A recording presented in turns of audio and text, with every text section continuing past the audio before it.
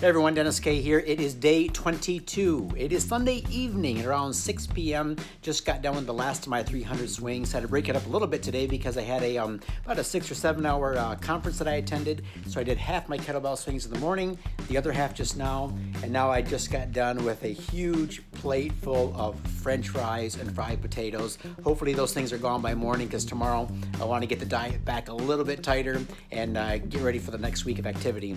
So, my sister sent me this quote today, and it's got me thinking all day today. And it said, regarding this coronavirus and sometimes life itself, we're all going through the same storm, but we're not all in the same boat. And, that really got me thinking because if you've been following me for a while now, you see that I try to stay positive. And for the most part, we're optimistic, positive, doing well. But not everybody is in that same boat. And people have different set of circumstances. My wife and I don't have any kids to homeschool. Financially, we're okay with our beliefs, real estate investments and other sources of income. But a lot of people are out of work. 21 million people filed for unemployment in the United States. There's 21 million people that are out of work. Others have kids at home. Others are dealing with all sorts of family or other issues. So we realize that as we go through this storm, there's going to be differences of opinion. And if you've been on any social media or looked at any of the news in the past 4 or 5 weeks, you see drastic swings in opinions over what's happening, what should be done, what shouldn't be done. And here I am putting a little bit of a focus on, 300 kettlebell swings per day, like that matters. Well, you know what? In the big scheme of things, looking at the 35,000 foot level, I guess it doesn't matter much.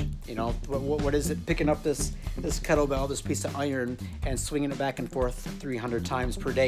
It doesn't really matter until it does, because it does matter to a degree, because it affects a lot of things. And at times like this, I think it's really important that we can control what we can control. And then those things that we can control, kind of just let those go. Let those go to the wayside. Don't focus on those things. But these swings, they translate into me feeling better every day. It translates into me sleeping deeper at night. Right now, a lot of people are on sleeping pills. They can't sleep, or they're drinking at night to put themselves to sleep because of the stress and anxiety that they feel. I'm not immune to that. I have that myself. But the exercise, keeping the diet tight, except for today and yesterday, the fries, that contributes to a good night's sleep. So I wake up feeling refreshed. I wake up in a better mood. I don't wake up groggy and tired and already with stress and anxiety in my shoulders. That might come later in the day as I, watch a little news or maybe dealing with trying to put some deals together that can be stressful with negotiations. But, taking care of yourself, then you can take care of others. They say you can't pour from an empty glass. So what I find is focusing on one area like this. This is not the only area I focus on every day. I have several habits and routines that I use to structure my day and to get things done. But on this particular video series is just about the workouts, trying to get us through.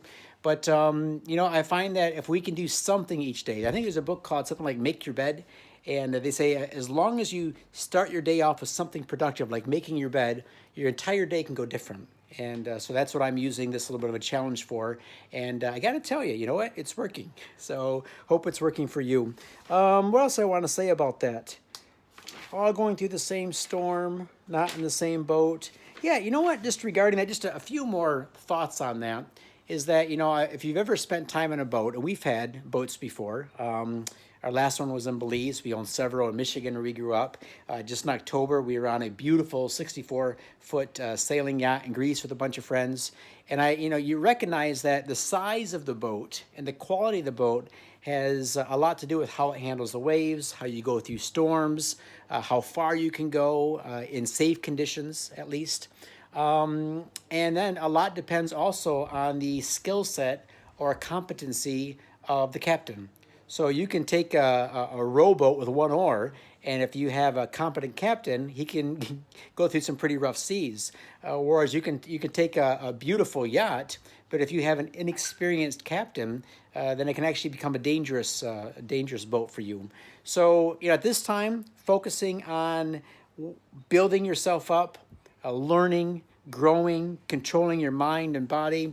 thinking about how you can improve, how you can stay positive and motivated. This is one part about doing your job as a captain to navigate the boat that you are in today.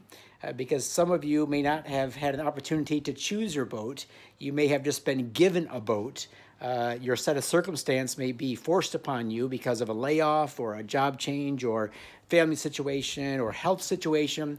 But, using what you have to the best of your ability and moving that through this storm that we know as COVID-19 or coronavirus.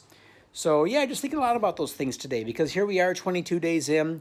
We have another week to go yet, 7 more days, I think. Yep, 7 or 8 more days to go before we can complete this challenge. But I really believe things like this help. Hope it's helping you as well. And we'll all make it through this together. All right, take care. Have a great Sunday, and we'll catch you tomorrow.